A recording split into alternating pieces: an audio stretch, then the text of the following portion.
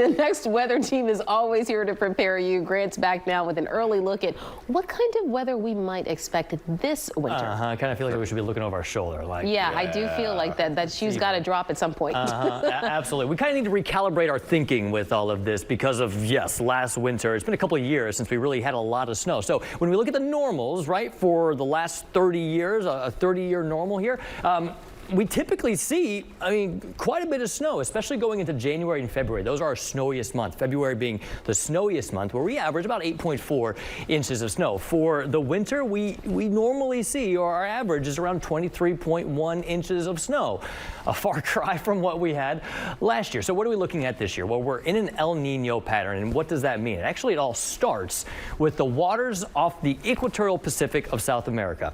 Those waters are warmer than normal in an El Nino pattern, and that will trigger global weather pattern shifts all around the world, specifically going into the winter months.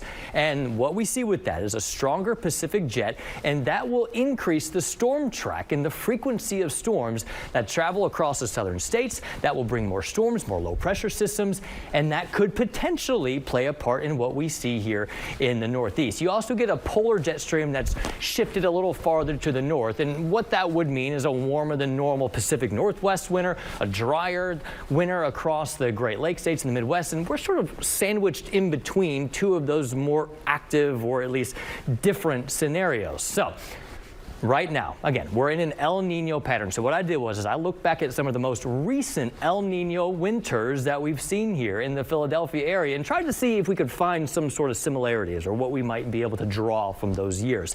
Now you go back, you get a little bit of everything. Back 1997-98 winter. It was a very strong El Nino. We only had 0.8 inches of snow, but in 09 to 10, we had 78 inches of snow. What do we see this year? Well, we're in a strong El Nino pattern, and I do think we have a good chance of warmer than normal conditions, but that doesn't mean that we're not going to see snow. We have a good chance of a more active winter. It's just a question of if we get some of those sandwiched colder patterns with maybe one of those storms. I think there's a moderate chance, guys, of seeing more snow than normal. Remember, our normal snow, 23.1 inches. We'll see how it pans out.